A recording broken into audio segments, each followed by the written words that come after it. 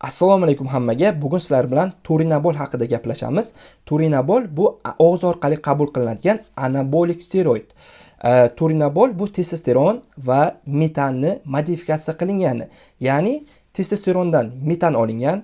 Metan tanada ko'p suv ishlagani uchun va estrogen gormon darajasini, ayol gormon darajasini ko'targani uchun, baland ko'targani uchun unga xlor moddasini qo'shishganlar va turinabol paydo bo'lgan. Turinabol tanada ko'p suv ishlamagan va estrogen ayol gormon darajasini juda ham baland ko'tarmagan. Shunda turinabol paydo bo'lgan. Turinabolda anabolik va androgenlik darajasi pastroq. Turinabol 1961-yilda Sharqiy Germaniyada Genepharm kompaniyasi tomonidan ishlab chiqarilgan. U sportchilarga doping qilish maqsadida berilgan va qanchadir vaqt o'tgandan keyin u sportchilar ko'plab musobaqada yutib kelishgan, olimpiadalarni olishgan va keyin yana qanchadir vaqt o'tgandan keyin u sportchilarda sog'liq bilan muammolar paydo bo'lgan, jigar va yuraklar bilan, bepushtlik bilan shunaqa holatlar paydo bo'lgan va 1994-yilda turinabolni ishlab chiqarish to'xtatilgan. Endi turinabolni plus tomonlari, yaxshi tomonlari haqida gaplashamiz. Turinabol quruq va sifatli muskul massa beradi, chunki tanada ko'p suv ushlamaydi. Ko'pchilik sportchilar 6 va 8 haftada 3 kilodan 5 kilogrammgacha quruq muskul massa olishgan. Sushkada kaloriya defitsitda muskul massasi yo'qolib ketmaslikka yordam beradi. Kuch-quvvatni oshiradi. Ko'pchilik sportchilar 4 va 6 haftalarda o'zlarida 15 va 30% silovoylari, kuchlari oshganligini his qilishgan va chidamlikni va tiklanishni yaxshilaydi. Ya'ni mushak tezroq dam oladi va tezroq tiklanadi. Estrogen muammolari kam, boya aytganimdek ko'p suv ushlamaydi.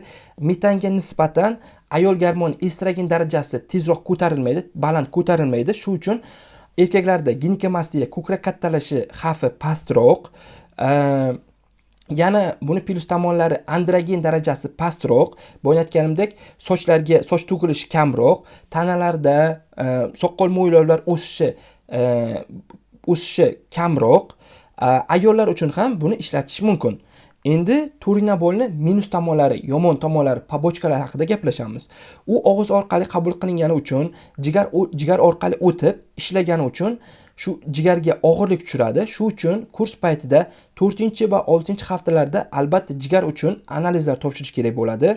Keyin yurak qon tomirlari uchun ham zarar, sababi yaxshi xolesterin darajasini pasaytiradi, yomon xolesterin darajasini ko'taradi. Bu esa aterosklerozga olib kelishi mumkin, yurak kasalliklarining paydo bo'lishi mumkin, tromb xavfi ham paydo bo'lishi mumkin, qon bosimini ko'taradi, yurak xuruji va insultga olib kelishi mumkin. O'zingizni tabiiy testosteroningizni bosib qo'yadi. Ya'ni o'zingizni tabiiy testosteroningiz ishlab chiqarilmaydi.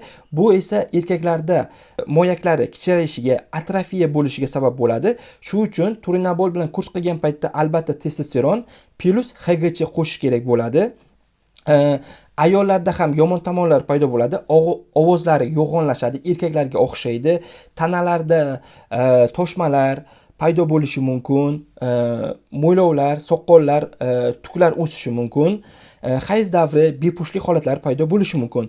Keyin yana teri muammolari paydo bo'ladi, toshmalar, aknalar paydo bo'ladi, chunki yog' bezlar ishini kuchaytirib boradi, soch to'kilishi ham mumkin, yana qon quyuqlashishi mumkin, chunki qizil qon hujayralari erititlar sonini oshirib boradi. Bu esa tromb paydo bo'lishiga sabab bo'ladi. Bu esa yurak va insult xavfini olib kelishi mumkin.